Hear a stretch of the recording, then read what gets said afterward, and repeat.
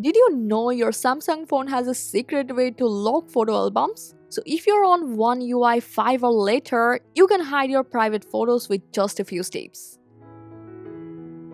So first you have to open up your gallery app and tap the menu in the corner and go into settings. Now scroll down and just go for about gallery. Now you have to trick tap on the gallery version over and over. It can be 7 to 20 times continuously until you see the gallery labs feature unlocked. Now go back one step and you will see a new option called gallery labs. Open it and scroll down a little and turn on album entry locks. Now confirm with OK. Once that's done, just back to your home screen and restart your device.